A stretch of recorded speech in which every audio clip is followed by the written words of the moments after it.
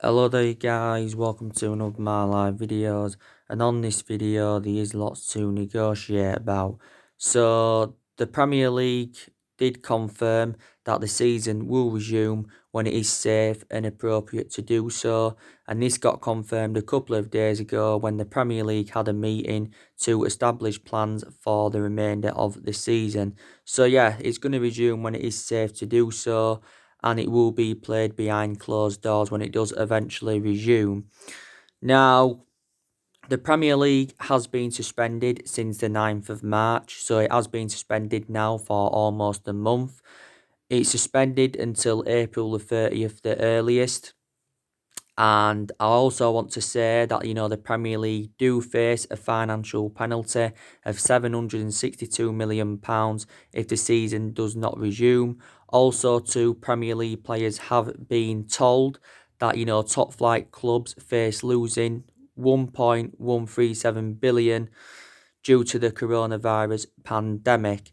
Now, also too, it's confirmed that players are refusing to have their wages cut by around 30%. Actually, no, our team have donated 30% of their wages to the NHS, like he updated you recently, and it was actually Harry Maguire that instructed our squad, to donate 30% of their wages to the NHS. So I've got to give Harry Maguire a lot of credit for that. Also, too, the Premier League are going to be paying around £20 million to the NHS and around £125 million in advance payments to the EFL and the National League. So, this is what, they are going to be doing. But yeah, so revert back to what I said. The season is going to be resuming. It's going to be played behind closed doors. But they haven't given exact month or date when the season is going to resume. Obviously, when this coronavirus, is all over with. And I hope that it's going to be gone within the next couple of months. But there has been different narratives coming out of the mainstream media, because he recently said that the season was going to resume in May and it was going to be completed by the 12th of July. Or to obviously avoid TV contract rebates of £762 million. He said the other week that the season wasn't going to resume until July. Some people believe that the season should be voided completely. If the season was to be voided, then obviously it says that Liverpool could be denied the title. As it stands at the moment, Liverpool only need 2 wins, to clinch their first ever Premier League title and to end their 30-year drought. They're sitting 25 points clear at the top of the Premier League. And it obviously, said teams that are in the relegation zone would obviously get another season in the Premier League. And it said before, a while back, if the season wasn't going to resume, that, there would be possibly 22 teams in the Premier League next season, 5 teams relegated.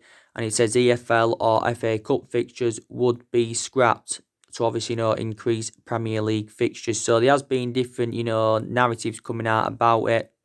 But I do believe that the season will resume. Don't forget, UEFA did say a while back that they wanted all domestic club competitions to be completed by the 30th of June.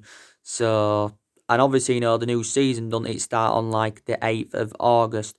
So, if the season, if they were planning to resume the season in July, then maybe, the season should be cancelled. But like I said, it's very, very bad, this coronavirus. It's killed absolutely thousands of people. Obviously, Boris Johnson got tested positive for it not too long ago.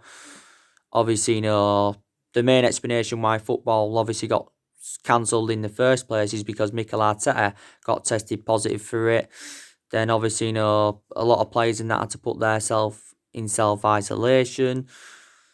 Quite a few football players have been tested positive for coronavirus. And, it's very, very bad. And the vast majority of the countries now are in lockdown with this. And I just want to see football back. But, obviously, public health is more of a priority, than football, let's be honest. But yeah, so that's being confirmed by the Premier League. It will resume when it is safe to do so. But yeah, so they are refusing, to take 30% cuts on their wages and that, because the Premier League have agreed to discuss, players' wages getting cut by around 30%. So that's being confirmed. So that's the latest news on that. I also want to give you now some news on some transfers, keep you up to date of what players are linked with Manchester United. So I am going to be giving you the latest news now on Jadon Sancho. I've been talking with you guys about Jadon Sancho on a regular basis. Now, reportedly, Jadon Sancho will reject a move to Manchester United if Manchester United fail to qualify for the Champions League for next season. Now, Jadon Sancho is expected to leave Borussia Dortmund at the end of the season. I think he did reveal out that his preference is a move to Manchester United, but he hasn't only been Man United in for him. Chelsea have been in for him, Liverpool have been in for him, and quite a few other clubs have expressed their interest in him. As you all know, Borussia Dortmund do remain ruthless over their valuation. They do remain ruthless over their valuation, and even due to the coronavirus pandemic, they're not willing to let him go on the cheap. Borussia Dortmund have said they want around £120 million, minimum £100 million. So Dortmund have notified us and said, we've got to pay their full asking price to convince them to offload Jadon Sancho. But either figure, whether it's 100 or £120 million, it'll make him a record signing in the Premier League, and it'll make him our most expensive signing, because our most expensive signing at the moment is Paul Pogba, who we paid £89 million for. And it did say as well, that Man United are willing to offer Jadon Sancho around £400,000 a week. So that will also make him the best played player at the football club, and we're willing to offer him the iconic number 7. And I think he'd operate very, very well in number 7, because we've had a lot of good number 7s up and down the generations. Our recent number 7s, though, haven't been so good. Rashford's give his overarching view on it, and Rashford did say he wants Jadon Sancho at Manchester United next season because, he believes he'd go well alongside, Rashford and Anthony Martial. This is, what Marcus Rashford does believe. I think they'd make a good trio, good Rashford, Martial and Sancho in our attacking line, if I'm going to be quite honest with you. But I think, he could actually, be our first signing in the summer transfer window. But I did say Man United need qualification for the Champions League to attract players to the elite level. And if we can get the right calibre players in the summer, like I mentioned before, I think we can challenge for the league next season. I honestly do. But Paul Merson recently come out and give his overarching view on it, and he's actually sceptical that Man United and Chelsea will pay £100 million for Jadon Sancho. Now, obviously, the Irish Independent confirmed last week that it was unofficially confirmed that Jadon Sancho will complete a transfer to Manchester United in the summer. We've been in contact with Jadon Sancho's agent for 2 months. Fabrizio Romano broke out that news the other week, and Fabrizio Romano does tend to be a very reliable Italian journalist. So we've actually been working on Jadon Sancho's contract. But Jadon Sancho reuniting in the Premier League is very beneficial for his career. He's now into his 3rd season with Borussia Dortmund. He was dropped in quite a lot of games earlier on in the season. But I've got to say he's been a revelation since his arrival in Germany. He's got a contract with Dortmund until 2022. Dortmund got him from next to nothing. They only paid around £7 or £8 million to him from Man City. The main explanation why he left Manchester City is because he didn't get enough first team opportunities at Manchester City, did the player. He's only 20 years of age. Solskjaer still wants to continue the policy of recruiting young players to Manchester United, and he's predominantly a right winger, and Manchester United are in search for a right winner. But we was relentlessly linked with Jadon Sancho last year. But we do need to get him on the board, definitely. We need to get him on the board. But Dortmund do make a huge profit on the player, like I mentioned, because they got him from next to nothing, basically.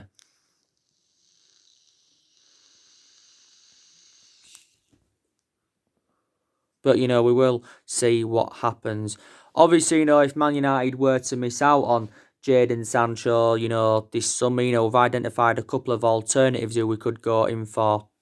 I give you, obviously, the news on Memphis Depay. I also give you the news on Wilfred Zaha. Now, they are 2 of the alternatives, and we do have options, to buy we have options to buy them back, don't we? Because Memphis Depay and Wilfried Zaha are both former Manchester United players, and like I mentioned before, it's very, very rare that players go back to their former clubs. We've seen it happen before, but it's just very, very rare. Same sort of thing, with swap deals. They're very, very rare in the modern game. But I just hope we can get a deal finalised for Jadon Sancho. Some people believe it's too much, £120 million for the 20-year-old. But he's a very, very good player and he would dramatically improve Manchester United. I think, Rio Ferdinand believes, we should get Jadon Sancho on the board. It's a lot more likely that we'll sign Jadon Sancho over Harry Kane. And it's very, very unlikely, that Manchester United will sign Harry Kane in the summer transfer window. Now, I don't see that happening. I do believe that he will end up leaving Tottenham, will Harry Kane, because he recently revealed that he could leave Tottenham if he feels as though they don't match his ambition, because Harry Kane has revealed his ambition, and his ambition is to win silverware, and he hasn't experienced this at all. And he hasn't won anything in terms of silverware, since during his time at Tottenham. And he's been at Tottenham for several years. He was in their youth academy for a good 4 or 5 years. He's been in their senior squad since 2011 as Harry Kane. And he's becoming infuriated with Tottenham. I think Man United have been in for Harry Kane for at least the last 4 or 5 years or so. But he did say, he won't stay at Tottenham for the sake of it. And even Harry Kane said, if the season isn't to resume by the end of June, he said the season should be scrapped. That's his opinion. So he may have received a lot of criticism for that, Harry Kane. But there hasn't only been Man United in for him, there's been Real Madrid and Juventus and Manchester City. There's more chance of him going to Real Madrid and Juventus than him coming to Manchester United, because I don't think he'll continue plying his trade in the Premier League. And I'm very, very sceptical that will, meet Tottenham's asking price, because Tottenham have revealed they want around £200 million for Harry Kane. At least £150 million. And I can't see Manchester United willing to pay that for Harry Kane. Because, reiterate what I mentioned before, there is cheaper solutions out there than Harry Kane. You've got Timo Werner that'll be available for around £51 million. You've got Aubameyang that'd be available for £50 million. You've got even Jimenez, he'd be a cheaper solution. So there's cheaper solutions out there than Harry Kane. Harry Kane's a world-class player, don't get me wrong, and he's Tottenham's best player, but I just think he's too much money. That's my opinion. Harry Redknapp actually said he'd be a great addition to our squad if he came to Man United, but he feels as though he should remain loyal to Tottenham. Now, Harry Kane has scored 181 goals in 261 appearances in all competitions, and 136 in just under 200 Premier League appearances. So he's Tottenham's third highest goal scorer in their history. Harry Kane, of course, back in the summer of 2018, signed a 6-year contract worth £200,000 a week, and he's got 4 years remaining on his contract now. So he's under contract with Tottenham until 2024. Harry Kane has been out of a hamstring injury since New Year's Day. But the good news is, from a Tottenham perspective, is when the season does eventually resume, that he will be back in action, will Harry Kane. He did actually say that Ed Woodward is set to have negotiations with Daniel Levy over, Kane possibly moving to Man United in the summer. Like I said before, Daniel Levy's a good businessman, but he is a hard negotiator, is Daniel Levy. And, when it comes to recruiting Tottenham players, because we've done business with Tottenham in the past. We got Berbatov off them. We also got Michael Carrick off them. Carrick enjoyed around 12 years at Manchester United. Yes, he did. He enjoyed 12 years at Manchester United, and Tottenham have lost quite a few of their imperative players. They lost Eriksen back in January to Inter Milan after he enjoyed 7 years with Tottenham. They also lost Danny Rose. Real Madrid got obviously Modric and Bale off them before. So I wouldn't be surprised if Harry Kane, was to make a move to Real Madrid. Kane is the age of 26, and he has still got a lot of years ahead of him. But Tottenham made a mistake, like I mentioned, by getting rid of Mauricio Pochettino, because analysing the vast majority of Mauricio Pochettino's tenure, Tottenham were competing in and out of the top 4.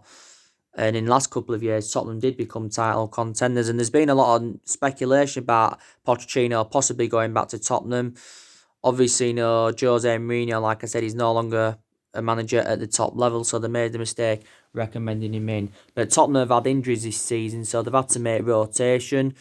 Tottenham can't win anything in terms of silverware this season, and Tottenham have only got £50 million to spend in the summer if they fail to get qualification for Europe next season and that.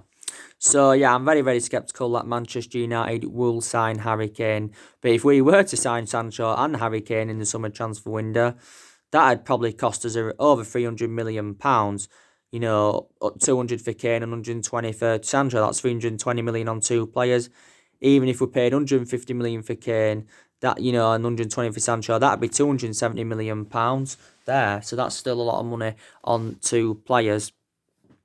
But yeah. I also I give you the latest news yesterday on Odin Ighalo.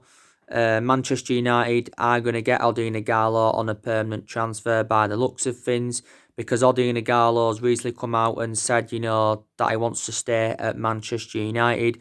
And he said the other week he was even willing to take a pay cut to stay at Manchester United, Odin Ighalo. Now, we have got him on loan at the moment. We paid around 3 or 4 million to get him on loan, and Man United are paying like a third of his wages.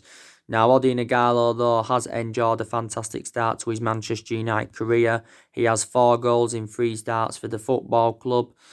And I've got to be honest with you, he has confounded his critics wrong, and he's an option of a different type of centre forward because he's totally comparison to our other attacking players. Odin Ighalo is a good cover-up to Marcus Rashford. It's going to cost us around £15 million to get Odin Ighalo on a permanent transfer. His parenting club, Shanghai Shenhua, they came out the other week saying that they've offered him £400,000 a week, plus a 2-year contract extension to convince him to turn down a permanent move to Manchester United. But Odin Ighalo is keen on, remaining at the football club. His loan doesn't end on the 31st of May, but we'll probably extend his loan till the 30th of June due to the coronavirus pandemic. But even if we do get Odin Ighalo in on loan, Manchester United still need another centre forward in there. And like I said before, we have got a lot of good attacking players. So, Manchester United still need to get another centre forward in. But Solskjaer's identified the areas where we need to strengthen up. He wants to bring a right winger in. He also wants to bring a central midfielder in. And he also, wants to bring a centre half in. Even though we have got a lot of centre halves in the team, we've got Harry Maguire and we've got Victor Lindelof, who are first choice centre halves. You've obviously, got Bay and you've got Bay and Bay and Tuanzebe that are our backup centre halves, and you've also got Luke Shaw that's played as a centre half a few times this season. So Solskjaer's keen on bringing a centre half in. Obviously, there's been quite a few midfielders on our agenda. Obviously, Jack Grealish has been one player on our agenda, and actually, some people believe, some pundits and out there believe that Man United should sign Jack Grealish from Aston Villa in the summer. Now, Jack Grealish, would cost us in the 60-odd or 70-odd million pound range. Well, that's depending on, if Villa avoid relegation or not. Because if Villa were to go down, I don't think Grealish would cost us as much as £70 million. Now, we've actually, been instructed to sell Paul Pogba and get Jack Grealish in. Obviously, there was reports saying that Jack Grealish to Manchester United could be in doubt in the summer, following the incident, with his £80,000 Range Rover, because don't forget last week he'd crashed his £80,000 Range Rover into 3 parts cars. And this was just hours before he advised people to stay at home due to the coronavirus pandemic. But Jack Grealish, I think, got fined around £150,000, and he also come out and made a public apology for what he had done. But he felt embarrassed about the incident, definitely. Jack Grealish has spent the vast majority of his career with Aston Villa. He's well proven in that in the Premier League. He's got a contract with Villa until 2023. So we are still in for him. There's been a few players in our agenda who could replace Paul Pogba, because Paul probably could leave in the summer. Saul Niguez, there's obviously, been talks about him coming to Man United. James Maddison, he's still on our agenda. I think we're seeing James Maddison as an alternative to Jack Grealish, to be quite honest with you. So there's been quite a few midfielders on our agenda. Yeah. But I've been giving you an update, haven't I? What's been going on with Paul Pogba and that. There is still a lot of uncertainty over Paul Pogba's future at the football club. Now, as you all know, there has obviously been talks of Paul Pogba making a return back to Juventus and De Ligt coming to Manchester United, as part of a swap deal. Now, I would, take De Ligt at Manchester United because I think De Ligt's a very, very good centre half. I think he's enjoyed a very, very difficult first season with Juventus, and I think Juventus would be looking to offload him if we offer Paul Pogba as part of the deal. And Juventus, of course, did pay around €75 million for De Ligt, which equates to just over 67 million in pounds sterling. And he signed a 5-year deal with Juventus. But obviously, last summer, Man United were relentlessly linked to him. But De Ligt last summer turned down moves to United, PSG, and Barcelona. Even Liverpool inquired about him, but he decided to join Juventus. But I've got to say, Matthijs De Ligt was exceptional at Ajax because obviously, he joined Ajax at the age of 9. He was in their youth academy for several years, broke into their senior squad in 2016, and since then became an integral part of Ajax's squad, did Matthijs De Ligt. He obviously, was key to them winning the domestic double last season and progressing to the Champions League semi-finals. He was key to that. He also became the youngest player to play in a European final at the age of 17 years and 285 days old, and also was the first defender to win the Golden Boy Award back in December 2018. De Ligt's a very, very good centre-half. He's tall as well. He's very, very young. His versatility is very, very good. And I'd be excited about the prospect of him playing alongside Harry Maguire in our back line. Also, too, if this swap deal was to materialise, probably, there would be a fee involved. I think there'd be a fee involved. But I think that's the only way we'll get rid of Paul Pogba, with him going as part of a swap deal. But there's also been talks of Aaron Ramsey though coming to Manchester United as part of a swap deal of Pogba making a return back to Juventus. I think a lot of United fans would take Aaron Ramsey at Manchester United, and I think Solskjaer's an admirer of Aaron Ramsey, because obviously, reflect on his good pedigree that he's got in the Premier League, because don't forget Aaron Ramsey endured 11 years with Arsenal, so he was a long-serving player. Now Aaron Ramsey's at Juventus because Juventus got him on a free transfer last summer. He's the second highest paid player in Juventus' squad. He's on £400,000 a week. He's Aaron Ramsey, and he's got a contract with Juventus until 2023. But like I mentioned, Pogba's agent, Mini Raiola, has been talking a lot since the turn of the year. He's been talking a lot. And obviously, he's made a number of public attacks against the club as Mini Raiola, and United have been very, very critical of this. Mini Raiola said recently, that he wants to take a great footballer to Real Madrid, and he said that Pogba's having a complicated time at Manchester United. But Ed Woodward's had negotiations with Mini Raiola to try and resolve his future at the club. There's been some reports saying that we're confident of keeping Pogba at least for another season, because we're sceptical that, Madrid or Juventus can finalise a deal for him. I think it said the other week we were set to open up negotiations over getting Paul Pogba a new contract at the club. Because as it stands at the moment, Paul Pogba's got 2 years left on his contract, 1 year with an option of a further year. 1 year with an option of a further year. And Paul Pogba's on around £300,000 a week at Manchester United. But since he rejoined Man United from Juventus back in 2016, he's had a long-running transfer saga. He's been subject to a lot of transfer speculation this year. Last summer, he was subject to a lot of transfer speculation. Pogba's got the same perception now than what he had last summer, because last summer he revealed that he wanted to leave Manchester United because he was seeking for a new challenge and he wanted to basically rejuvenate his career. We wanted 180 million for Pogba last summer, but Real Madrid were not willing to meet the £180 million that we was demanding. Also to endure the difficult time under Mourinho. So yeah, and I think Paul Pogba's priority is actually, to join Real Madrid in the summer, like he recently, was talking about. He actually, said that, Paul Pogba's now worth just around £31 million. Obviously, with the length on his contract and with his appearances being limited this season, Pogba's only played 8 times for Manchester United this season. The main explanation for this is due to his injuries, but Pogba's sustained quite a few injuries as a Manchester United player. But I think, we just need to get his future resolved. And Real Madrid are looking to do more investment, even though last summer Madrid did recruit around 6 players in. They got Luka Jovetic in, they got Eden Hazard in, Rodrigo, Ferland Mendy, Eder Militao. They're the players that Real Madrid did recommend in last summer. But, if we want at least £100 million for Pogba, because it's very imperative that we get more than what we paid for him, because we paid £89 million for him. He did actually, the other week, he re-immenced our Europa League triumph back in 2017, when we won the Europa League. And he's also praised Jesse Lingard, Pogba, for his performances against the big teams and that. But he's still 27 years of age, and I think Pogba would do well alongside Bruno Fernandes in our midfield, but they do have similarities in style, so that's an element of concern. But Solskjaer's looking for someone to replace Paul Pogba in our he's looking for someone to partner up, with Bruno Fernandes in our midfield. And yeah, we are looking for a replacement for Paul Pogba. But yeah, that's your latest on all of your transfer news. But it is good that Man United are making plans for the summer transfer window. If Solskjaer is still Manchester United manager next season, it will be his 4th transfer window as Manchester United manager. So far, Solskjaer's enjoyed 3 transfer windows at the club and spent in the excess of £220 million.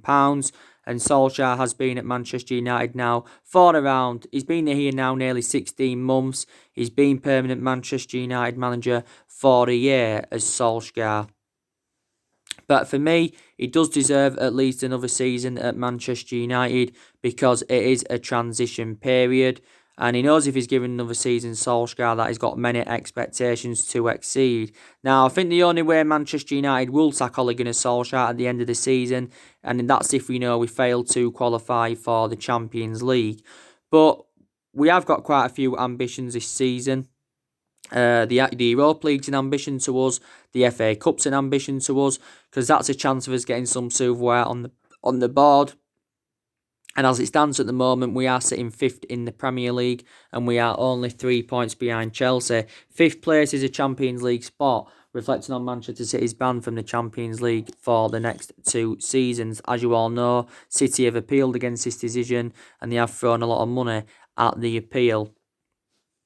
They've thrown a lot of money at the appeal, but there's definitely positives you can take from Solskjaer's tenure. Like I said, we're unbeaten in our last 11 games in all competitions. That's our best vein of form since Solskjaer was the interim manager. Because when Solskjaer was the interim manager, he won his first 8 games and only lost one of his first 17, and we'd won 14 out of 19 in all competitions. So that was enough to give him the job permanently. Obviously, he's recruited 5 good players in since he's come in, Solskjaer. He's also got rid of a lot of the deadwood, so you've got to credit him for that. I think he's promoted the youth very, very well. The young players have been given their opportunities this season. Record against the Big Six sides has been good this season. We've registered 17 points against the Big Six sides this season. Yes, he has in that. And yes, we have. So they are, the positives you can take. Winning the last 8 of the Europa League, winning the quarterfinals of the FA Cup, that's another positive. The negatives are, though, since Solskjaer got the job permanently, his record has been disastrous. His record is as bad as David Moyes' record were. Obviously, this season we've enjoyed our worst start to a Premier League season ever. But a lot of teams have been inconsistent this season. We've enjoyed some bad results under Solskjaer. I think one of the worst results we've had under the Solskjaer era was the 4-0 defeat to Everton last April. But there again, we've had some decent results under Solskjaer. We've had some big wins under Solskjaer, and that. But yeah, he does deserve more time, and he's inexperienced as a manager, so that's another negative. But the longer Solskjaer does remain in the Man United job, he's going to be gaining more experience. Man United is the 3rd club he's managing in his managerial career, because before he was at Man United, he was at Molde, where he won a couple of Norwegian titles, and before he was at Molde, he was at Cardiff. He began his managerial career with Cardiff, did Solskjaer. He was also a great player for the football club because he enjoyed 11 years with Man United and that. But he's got that proven pedigree as a player. But he does deserve time because, like I mentioned, not every manager does settle in straight away. You know, Ferguson, when we recommended him in, didn't win out in his first 4 years at Manchester United. You know, Klopp didn't settle in straight away at Liverpool. And we haven't really, got the structure to keep sacking managers because we've already sacked 3 managers since the Ferguson era. We sacked Moyes, we sacked Van Gaal, and we sacked Jose Mourinho. So some managers, do deserve more time. And Solskjaer's no longer interested in recommending a left back in. Obviously, following the emergence of Brandon Williams, so we've pulled the plug on getting a new left back in. Also, a lot of players are still determined to back Solskjaer. Andres Pereira believes we'll be much stronger next season. He's come out and backed Solskjaer, and he believes he'll do everything he can to try and get silverware under Solskjaer. But a lot of our players are still determined to back him. So too are Ed Woodward. So too are the Glazers. So that is obviously, very, very good. But yeah, so anyway, guys, that's everything to update you today. Drop your comments, likes below on the channel. If you do, consider subscribe as always, and take care. God bless, and I'll see you all again very, very soon.